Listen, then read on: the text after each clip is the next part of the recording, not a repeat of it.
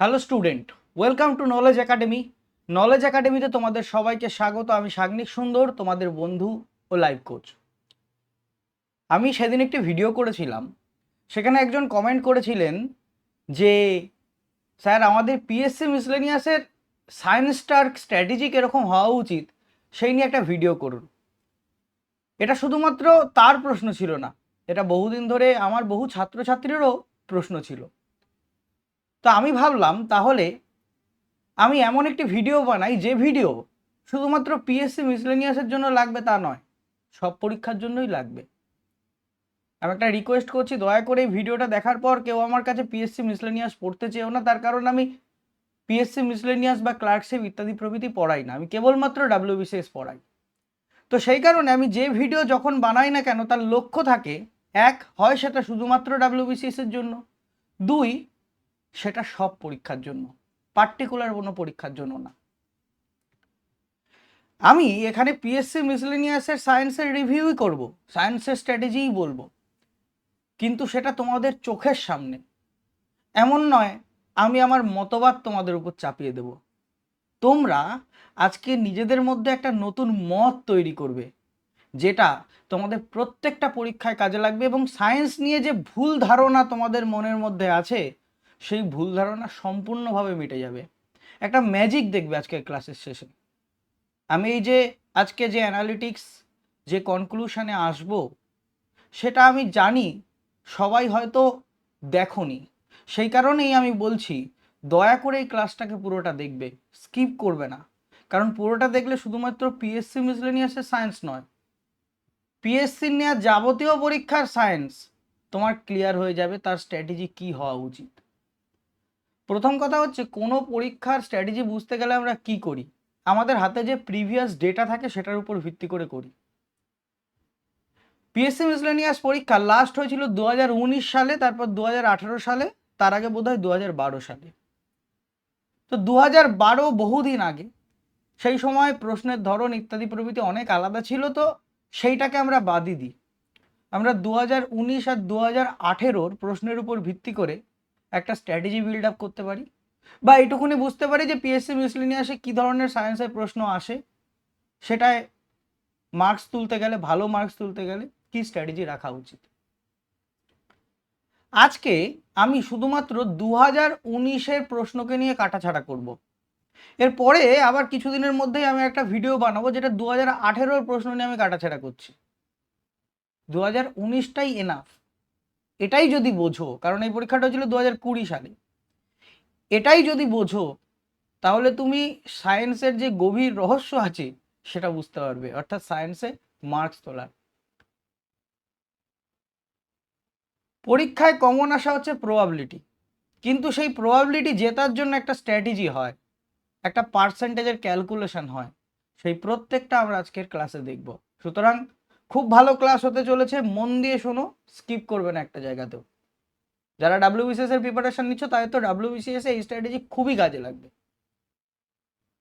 প্রথমে আমাদের লক্ষ্যটা কি আজকের ক্লাসের, আমরা প্রথমে ডাব্লিউবিপিএসসি মিসলেনিয়াস 2019-এর যে প্রিলিমিনারি এক্সামিনেশন তার সায়েন্সের প্রশ্নগুলো দেখব, তারপর সেগুলোকে ডিফারেন্সিয়েট করব তাদের ডিফিকাল্টি লেভেল অনুযায়ী, কোনটা ইজি, কোনটা মডারেট, কোনটা হার্ড।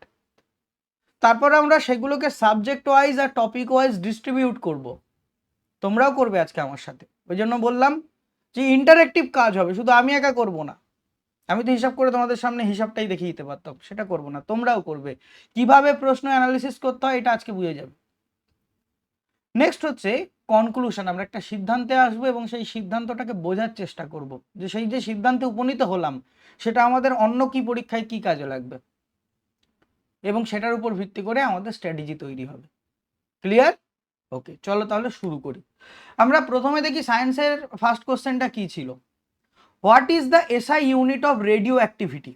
তেজস্ক্রিয়তার এসআই ইউনিটের নাম কি? তো আমরা সবাই জানি এটা হচ্ছে বেকারেল। এটা কোন চ্যাপ্টারের প্রশ্ন? ইউনিট অ্যান্ড মেজারমেন্ট চ্যাপ্টারের প্রশ্ন, ফিজিক্সের প্রশ্ন, এবং এটা ইজি প্রশ্ন। আমি এটা ইজি, মডারেট, হার্ড এটা কার রেসপেক্টে বিচার করছি? একজন নন সায়েন্স ব্যাকগ্রাউন্ডের ছেলের রেসপেক্টে বিচার করছি। একজন নন সায়েন্স ব্যাকগ্রাউন্ডের ছেলে কি করে সায়েন্সটা নিয়ে? সে ওয়ান লাইনার আকারে সায়েন্স পড়ে, থিওরিটিক্যাল সায়েন্স পড়ে, যেগুলো মোস্ট প্রবাবল, যেগুলো মোস্ট কমন পরীক্ষায় বারংবার আসে সেগুলোকে পড়ে। সে ক্যালকুলেশন নিয়ে ভাবতে যায় কিন্তু সে আলটিমেটলি পরীক্ষা হলে গিয়ে পারে না। একজন নন সায়েন্স ব্যাকগ্রাউন্ডের রেসপেক্টে আমি এটা ইজি, মডারেট, হার্ড বিচার করছি। অনেকেই আছে সায়েন্স ব্যাকগ্রাউন্ডের, যেমন আমি ধরো ম্যাথমেটিক্স ব্যাকগ্রাউন্ডের, আমার কাছে এখানে যেগুলো হার্ড সেগুলো হয়তো মডারেট, যেগুলো মডারেট সেগুলো ইজি, আর যেগুলো ইজি সেগুলো হয়তো খুব ভেরি ইজি। কিন্তু তাই বলে আমি আমার রেসপেক্ট এখানে বিচার করব না, আমি বিচার করব তার রেসপেক্টে যে সায়েন্সটাকে ভয় পায় এবং সেই বিষয়ে সায়েন্সটাকে কি স্ট্র্যাটেজি নেওয়া উচিত সেইটা নিয়ে সে ভাবে, এবং সায়েন্সটা সব থেকে কম পড়া উচিত। খুব আনপপুলার অপিনিয়ন এটা, আমি জানি খুব আনপপুলার অপিনিয়ন এটা, কিন্তু সায়েন্সটা সব থেকে কম পড়া উচিত। কেন? কারণ ডাব্লিউবিসিএস এর রেসপেক্টিভ এর মার্কস ডিস্ট্রিবিউশন বা এর কস্ট অফ বেনিফিট অত্যন্ত কম, সেই কারণে। তাহলে একজন সায়েন্স ব্যাকগ্রাউন্ডও যদি কম পড়ে তাহলে সে থিওরিটিক্যাল সায়েন্সটা আগে পড়বে, ক্যালকুলেটিভ সায়েন্সটাকে সে পরে পড়বে। তো তার রেসপেক্টেই আমি বলছি ইজি, মডারেট, হার্ড। তো এটা ফিজিক্সের প্রশ্ন, ইউনিট অ্যান্ড মেজারমেন্টে তেজস্ক্রিয়তার এসআই একক, সিজিএস একক আমরা সবাই পড়ি, তো এটা হচ্ছে ইজি প্রশ্ন। Next, generally non metals don't conduct electricity. যেগুলো মেটাল নয় সেগুলো সাধারণত ইলেকট্রিসিটি কন্ডাক্ট করে না, কিন্তু এর মধ্যে কে ইলেকট্রিসিটি কন্ডাক্ট করে? আমরা সবাই জানি গ্রাফাইট হচ্ছে তড়িতের সুপরিবাহী। গ্রাফাইট মেটাল না নন মেটাল হয়তো আমার পরীক্ষায় মনে থাকলো না, যদিও বুঝতে পারছি নন মেটালই বলা এখানে সব, কিন্তু গ্রাফাইট যে তড়িতের সুপরিবাহী একটা বাচ্চা ছেলেও জানে, 7-এর বাচ্চা ছেলে। সুতরাং এটা কেমিস্ট্রির প্রশ্ন, মেটালস এন্ড নন মেটালস চ্যাপ্টার্সের প্রশ্ন, এবং এটা খুব সহজ প্রশ্ন, easy. The next question is, most plants অ্যাবজর্বস nitrogen in the form of. বেশিরভাগ উদ্ভিদই নাইট্রোজেনকে অ্যাবজর্ব করে তার দেহে কোন ফর্মে? এটা ওভারঅল ইজি প্রশ্ন, কিন্তু এটাকে মডারেট আমি কেন দিয়েছি তার কারণ হচ্ছে এখানে এই যেটা উত্তর নাইট্রেটস, নাইট্রাইটস এবং ইউরিয়া, নাইট্রোজেন সাইকেল বা প্ল্যান্ট নিউট্রিফিকেশনের প্রশ্ন মূলত এটা প্ল্যান্ট নিউট্রিশনের। তো এর আগের যে অপশনটা আছে নাইট্রেটস অ্যান্ড নাইট্রাইটস, এটা তোমাকে পরীক্ষায় কনফিউজ করে দিতে পারে। পরীক্ষা হলে কিন্তু সিনারিও সম্পূর্ণ আলাদা হয়, পরীক্ষার বাইরে এসে অনেক বক্তব্য দেওয়া যায়, অনেক ডায়লগ দেওয়া যায়, পরীক্ষা হলে সেই ডায়লগ দেওয়া যায় না, এটা তোমরাও জানো। সে কারণে আমি বারবার বলি যত পরীক্ষায় পারবে তত পরীক্ষায় বসো, বিরাট বড় এক্সপিরিয়েন্স তৈরি হবে, যেটা কোচিং সেন্টার তৈরি করতে পারবে না, তোমার কোনো গাইড তৈরি করতে পারবে না, তুমি নিজেও তৈরি করতে পারবে না, যেটা পরীক্ষা হল তোমার তৈরি করবে। তো যেহেতু এর দ্বিতীয় অপশনটা খুব কনফিউজ ছিল সেই কারণে এটাকে আমি মডারেট বলছি। তাহলে বায়োলজি প্রশ্ন, প্ল্যান্ট নিউট্রিশনের প্রশ্ন, মডারেট প্রশ্ন, ক্লিয়ার? তারপর the chemical responsible for plant growth, কোন কেমিক্যালটা এর মধ্যে প্ল্যান্ট গ্রোথের জন্য responsible? Citric acid, chlorophyll, indole acetic acid বা আইএএ নাকি ফিনাইল অ্যাসিটিক অ্যাসিড? আমরা সবাই জানি যারা উদ্ভিদ হরমোন বলে চ্যাপ্টারটা পড়ি, কারণ এটা একটা থিওরিটিক্যাল চ্যাপ্টার এবং এখানে 2-3টে হরমোনের নাম পড়তে হয় তাহলেই এনাফ। তাহলে তখন আইএ এর কাজ যখন পড়ি প্ল্যান্ট করতে সাহায্য করে আমরা সবাই জানি, সুতরাং এটা ইজি প্রশ্ন, বায়োলজি প্রশ্ন, প্ল্যান্ট হরমোনের প্রশ্ন। Okay, next, oxygen liberated during photosynthesis comes from. ফটোসিনথেসিসে যে অক্সিজেনটা লিবারেট হয় সেটা কোথা থেকে আসে? তো কোত্থেকে আসবে অক্সিজেন? জল থেকেই তো আসবে, H2O থেকেই তো আসবে। খুবই ইজি প্রশ্ন, ক্লাস 7-এর বাচ্চা জানে। তো বায়োলজি ফটোসিনথেসিস চ্যাপ্টার, ইজি প্রশ্ন। Next, the solar energy results from the. সূর্যের মধ্যে যে বিরাট পরিমাণ তাপশক্তি তৈরি হয়, এই তাপশক্তি কিভাবে তৈরি হয়? ফিউশনের মাধ্যমে তৈরি হয়। দিস ইজ আ কন্ট্রোভার্সিয়াল, কারণ 4টে হাইড্রোজেন মিলে একটা হিলিয়াম তৈরি হয়। এখানে অপশানে বলা আছে fusion reactions of H and এইচই atoms, এটা এইচ বললে আরো খুব ভালো হতো। যাই হোক, এটা আলটিমেটলি ফিউশন হয়। তুমি জানো ফিউশন হয়, তুমি যখন রেডিও অ্যাক্টিভিটি চ্যাপ্টারটা পড়েছো ফিজিক্সের বা কেমিস্ট্রির, তখন তুমি পড়েছো যে ফিউশন আর ফিশন, ফিউশনের সব থেকে বড় এক্সাম্পল হচ্ছে সূর্যের মধ্যে যে তাপশক্তি তৈরি হয়। সিম্পল থিওরিটিক্যাল সায়েন্স, নন সায়েন্স ব্যাকগ্রাউন্ড যারা আছো তারা সবাই এটা পড়ো। তাহলে ফিউশন, ফিউশন দিয়ে কটা অপশান আছে? একটাই অপশান আছে, তাহলে আর কিচ্ছু আমি দেখবো না, আমি অপশান সিতে টিক মেরে চলে আসবো। ফিজিক্সের প্রশ্ন, রেডিও অ্যাক্টিভিটি চ্যাপ্টারের প্রশ্ন, কেমিস্ট্রি প্রশ্নও বলতে পারো, ইজি প্রশ্ন, clear? Next, number of spinal nerves in human are. এটা তো হিউম্যান বডির, হিউম্যান নার্ভাস সিস্টেমের সব থেকে গুরুত্বপূর্ণ প্রশ্ন, যে আমাদের দেহে স্পাইনাল নার্ভের সংখ্যা কত? 31 জোড়া, আমরা সবাই জানি। তো this is a question from biology, human nerve system বা হিউম্যান নার্ভাস সিস্টেমের প্রশ্ন, ইজি প্রশ্ন। The next question is, which one of the following is used for baking fruit? Plant hormone একটু আগেই দেখলাম আইএ প্রশ্নটা আসলো, আবার একটা প্রশ্ন প্ল্যান্ট হরমোন থেকে এসছে যে which one of the following is use for blacking fruit, methane, chlorine gas, ethylene নাকি আইসোপ্রোপাইল অ্যালকোহল। এটাকে তুমি প্ল্যান্টের প্রশ্ন না বলে কেমিস্ট্রি প্রশ্নও বলতে পারো, নো প্রবলেম, কিন্তু this is a easy question, কারণ ইথিলিন দিয়ে যে ফলটাকে বেক করা হয় এটা আমরা সবাই জানি। Next, under critical temperature on compressing gases turn to liquid because, এইটা খুব কন্ট্রোভার্সিয়াল প্রশ্ন। আমার মনে হয় যে এটা প্রশ্নে এটা সঠিক ছিল না, কিন্তু ওর একটা উত্তর দিয়েছিল সেটাই তো উত্তর হবে, কিন্তু আমার মনে হয় না এই প্রশ্নটার অপশানগুলো সঠিক ছিল। তার কারণ হচ্ছে ক্রিটিক্যাল টেম্পারেচারের তলায় তুমি যতই হাই প্রেশার দাও না কেন গ্যাসকে, মানে কম্প্রেস করো না গ্যাসকে, ও লিকুইডে পরিণত হবে, কারণ ওদের মধ্যে যে ইন্টারমলিকিউলার ফোর্স সেটা অনেক স্ট্রং হবে, ঠিক আছে, সেটা অনেক স্ট্রং হবে। তো স্ট্রং হওয়ার জন্য গ্যাসের তো সব থেকে লো থাকে আন্তঃআণবিক বল, একটা অণু থেকে আরেকটা অণুর মধ্যে যে বল কাজ করে সেটাকে আমরা বলি ইন্টারমলিকুলার ফোর্স বা আন্তঃআণবিক বল, সেটা অনেক লো থাকে, লিকুইডের মিডিয়াম থাকে, কঠিনের সব থেকে বেশি থাকে।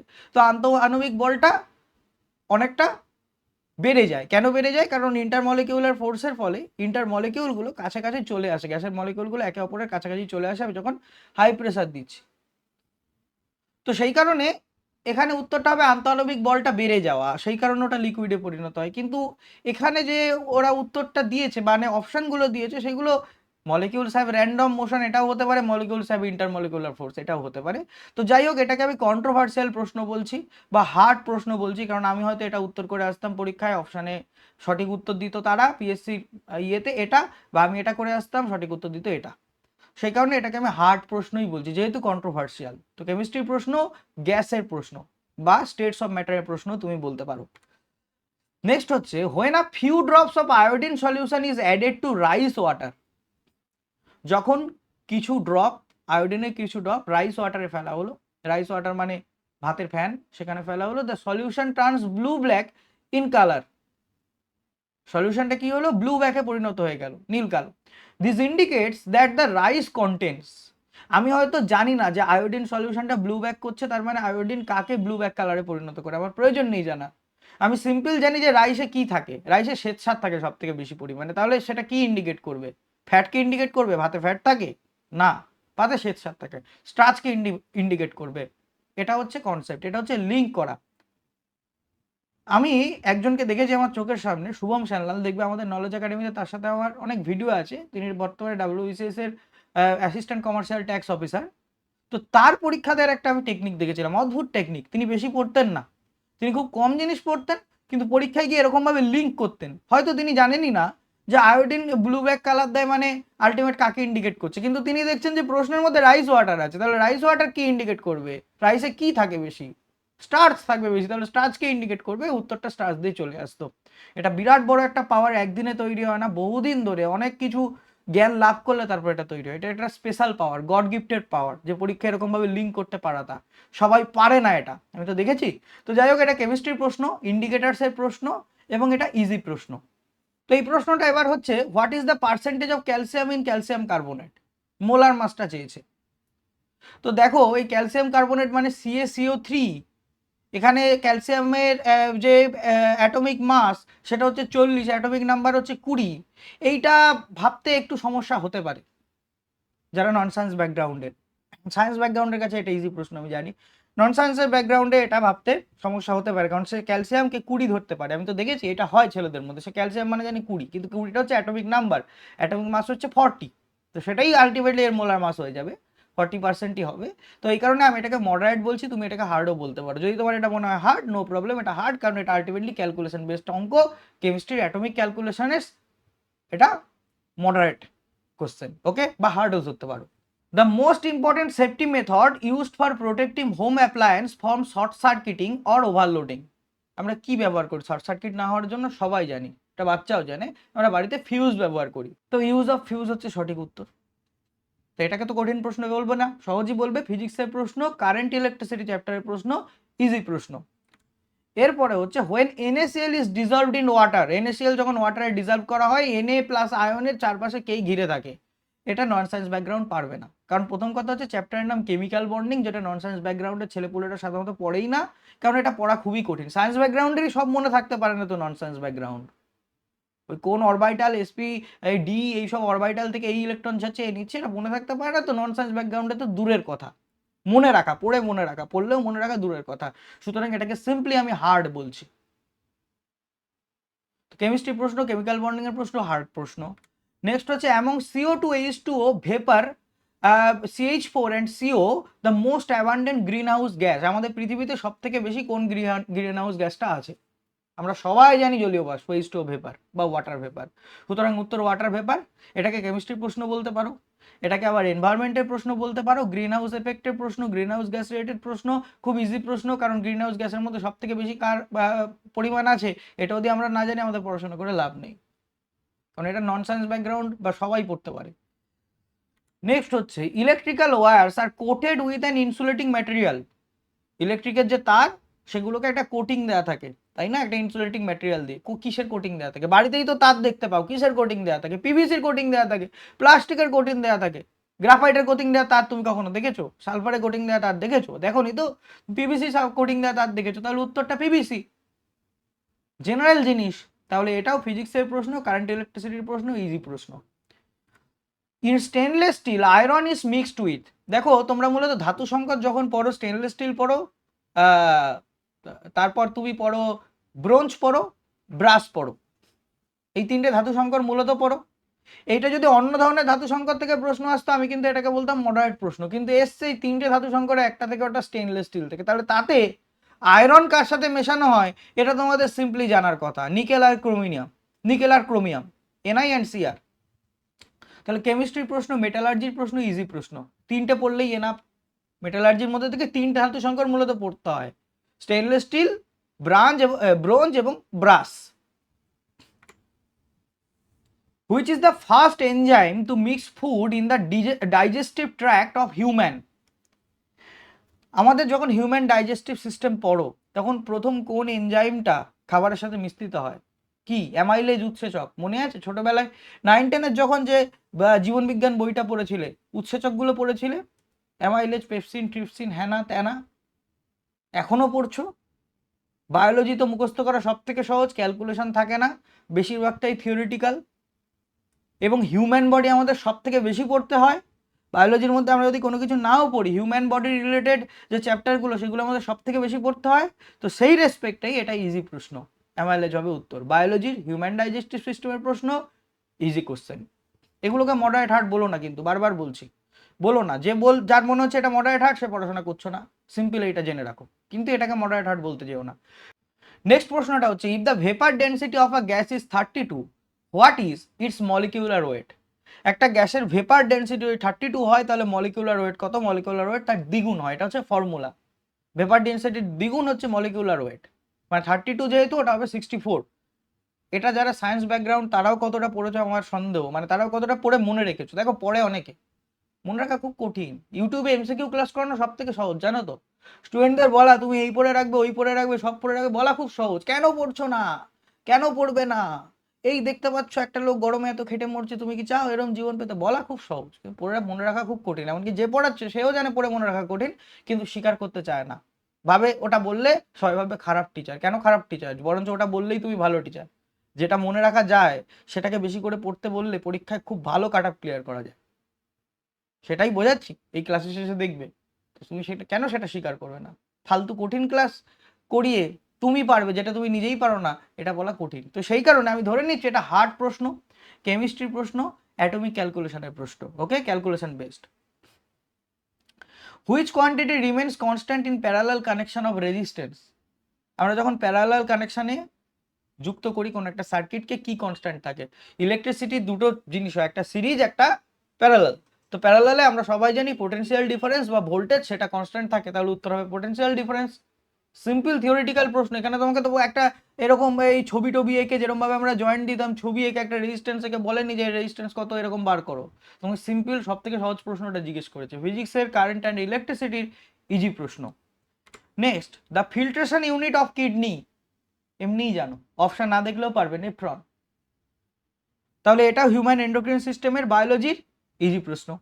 Next, career of dengue disease, dengue বহন করে কোন মশা? পড়তে হবে? বলো তো, পড়তে হবে না? আমরা সবাই জানি এডিস মশা। অপশানেও এডিস মশাই আছে, তাহলে এডিস মশা উত্তর। বায়োলজির হিউম্যান ডিজিজ রিলেটেড ইজি প্রশ্ন, প্রশ্ন শেষ। এই 22টা প্রশ্ন এসেছিল ডাব্লিউবিপিএসসি মিসেলেনিয়াস 2019 এক্সামের প্রিলিমিনারিতে। তাহলে এই 22টা প্রশ্নকে আমরা প্রথমে ক্যাটাগরাইজ করলাম, আমি কিসের উপর ভিত্তি করে ডিফিকাল্টি লেভেল নির্বাচন করছি সেটা তোমাদের বললাম। এবার আমরা দেখবো একটা ওভারভিউ, আলটিমেট একটা ওভারভিউ, এবং এখানেই শুরু হবে এখন থেকে ম্যাজিক। সবাই প্রিপেয়ার হয়ে যাবে, এখান থেকে একটা ম্যাজিক শুরু হবে, একটু পরেই ম্যাজিকটা দেখতে হবে, চোখের সামনে অবাক হয়ে যাবে দেখে। আমরা 4টে সাবজেক্ট দেখতে পেলাম, ফিজিক্স, কেমিস্ট্রি, বায়োলজি, এনভায়রনমেন্ট। 4টে সাবজেক্টে ফিজিক্স থেকে যে কটা প্রশ্ন এসছে প্রত্যেকটা প্রশ্ন ইজি। কেমিস্ট্রি থেকে যে প্রশ্ন এসছে তার বেশিরভাগ মডারেট এবং হার্ড। বায়োলজি থেকে যে প্রশ্ন এসছে তার মধ্যে একটা মডারেট, বাদ বাকি সব ইজি। এনভায়রনমেন্ট থেকে যে প্রশ্নটা এসছে সেটাও ইজি। শুরু হচ্ছে ম্যাজিক, স্টেজ রেডি। ম্যাজিকটা কি? ম্যাজিক হচ্ছে যেটা আমি সব সময় আমার স্টুডেন্টদের বলি, যাদেরকে পড়াই, যে দেখবে কোনো পরীক্ষায় যদি সায়েন্স কঠিন দেয় বা যে পরীক্ষায় সায়েন্স আসে সেই পরীক্ষায় সায়েন্সের কঠিন দিলে একটা সাবজেক্টই দেবে এবং তার ম্যাক্সিমামটাই কঠিন দেবে। দুটো সাবজেক্টে কঠিন সায়েন্সে কখনো দেয় না, দিলেও সেটা 1% এক্সেপশন থাকে। 99% পরীক্ষায় যেটা সায়েন্স আসে সেখানে সায়েন্সের প্রশ্ন যখন তৈরি করে সবসময় একটা সাবজেক্ট হার্ড করে, বাদ বাকি যে সাবজেক্টগুলো আছে সেগুলো ইজি করে বা মডারেট করে। চোখের সামনে তোমার কাছে ডেটা আছে, চোখের সামনে ডেটা দেখতে পাচ্ছ। কেমিস্ট্রি থেকে যা করেছে বেশিরভাগটাই মডারেট হার্ড, ইজি করেছে মাত্র 2-3টে ইজি করেছে মাত্র, বেশিরভাগটাই মডারেট হার্ড। কিন্তু ফিজিক্সে যা করেছে সব ইজি। কারেন্ট থেকে এই 3টে প্রশ্ন দিয়ে দিয়েছে, 3টেই খুব ইজি। রেডিও অ্যাক্টিভিটি থেকে সানের প্রশ্নটা দিয়েছে, খুব ইজি। ইউনিট মেজারমেন্ট থেকে রেডিও অ্যাক্টিভিটির প্রশ্ন দিচ্ছে, তার ইউনিটকে, খুব ইজি। বায়োলজি থেকেও যেগুলো করেছে ম্যাক্সিমামটা ইজি, মডারেট করেছে একটা। এনভায়রনমেন্ট থেকে যেটা করেছে সেটা ইজি। This is magic. যে কোনো পরীক্ষা এরকম ভাবে ডেটা তোমাদের সব সাথে দেখায়নি, আমি জানি। যদি তুমি কোনো স্যারের কাছে যাওয়ার দরকার নেই, বাড়িতে বসে এরকম ভাবে যদি ডেটা অ্যানালিসিস করো, দেখবে ওই একটা সাবজেক্টই ছিল যে সাবজেক্টটায় বেশিরভাগ কঠিন প্রশ্নগুলো ছিল। সেটা কেমিস্ট্রি হতে পারে, সেটা বায়োলজি হতে পারে, সেটা ফিজিক্স হতে পারে। এনভায়রনমেন্ট কোনোদিন হয় না, এনভায়রনমেন্ট থেকে সবসময় সহজ প্রশ্নই আসে। এরপরে ম্যাজিকের সব থেকে দুর্দান্ত পার্টটা আসছে। আমরা বিচার করে নিলাম কোথা থেকে কটা এসছে।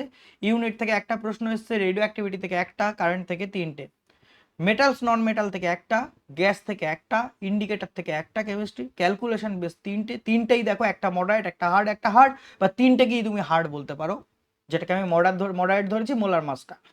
কেমিক্যাল বন্ডিং একটা হার্ড, মেটালার্জি একটা ইজি। যারা নন সায়েন্স ব্যাকগ্রাউন্ড তাদেরকে আমি দুটো চ্যাপ্টার পড়তে বারণ করি, এক অ্যাটমিক ক্যালকুলেশন রিলেটেড আর 2 কেমিক্যাল বন্ডিং রিলেটেড। তোমরা বুঝবে আমি যেটা বলি এটা ঠিক বলি কিনা। প্ল্যান্ট নিউট্রিশন থেকে একটা প্রশ্ন এসেছে মডারেট, প্ল্যান্ট হরমোন থেকে দুটো প্রশ্ন এসেছে ইজি, ফটোসিনথেসিস একটা ইজি, হিউম্যান নার্ভ সিস্টেম বা নার্ভাস সিস্টেম, ওই যে স্পাইনাল নার্ভের সংখ্যা কটা, একটা এসেছে ইজি, ডাইজেস্টিভ সিস্টেম অ্যামাইলেজ একটা ইজি, হিউম্যান এন্ডোক্রিন সিস্টেম থেকে একটা এসেছে ইজি, ডিজিজ থেকে একটা এসেছে ইজি। এনভায়রনমেন্ট থেকে গ্রিন হাউস গ্যাসে সর্বোচ্চ সব থেকে বেশি কোন গ্রিন হাউস গ্যাস আছে সেই প্রশ্নটা এসেছে একটা ইজি। এবার আসবে দুর্দান্ত পার্টটা ম্যাজিকের। তাহলে টোটাল কটা প্রশ্ন এসছে পিএসসি মিসেলেনিয়াসে সায়েন্স থেকে? 22টা প্রশ্ন এসছে 2019 সাল। 22টা প্রশ্নের মধ্যে ইজি কটা? 16টা, মডারেট কটা? 2টো, হার্ড কটা? 4টে। পার্সেন্টেজ ওয়াইজ যদি দেখো ইজি প্রশ্নের সংখ্যা কটা? 73%। 73%। মডারেট প্রশ্নের সংখ্যা কত? 9%। মডারেটের আমি 9% কমিয়ে দিয়ে 4% করে দিলাম, হার্ড করে দিলাম 22%। তবুও ইজি প্রশ্ন 73%। 16টা ইজি প্রশ্ন। অর্থাৎ তুমি যদি থিওরিটিক্যাল ওয়ান লাইনার সহজ সায়েন্স পড়ে যাও, সায়েন্স ব্যাকগ্রাউন্ড হও কি নন সায়েন্স ব্যাকগ্রাউন্ড হও, এটা সবাই পড়তে পারে, যদি তাই পড়ে দাও, সব চ্যাপ্টারের সব থেকে ইম্পর্টেন্ট কোশ্চেনগুলো যদি পড়ে যাও, তুমি 16টা প্রশ্ন করতে পারবে 22টা প্রশ্নের মধ্যে। 73% সায়েন্সের মধ্যে ইজিলি তুলতে পারবে। ধরে নিলাম 70% তাই তুলতে পারবে। এটা হচ্ছে মজা। This is magic, this is the real magic. বিরাট বড় একটা ম্যাজিক। তুমি বাদ দাও অ্যাটমিক ক্যালকুলেশন, সায়েন্সের অঙ্ক বাদ দাও, পরীক্ষায় খুব ভালো মার্কস তুলতে পারবে, 70% যে টার্গেট সেটা অ্যাচিভ করে নিতে পারবে।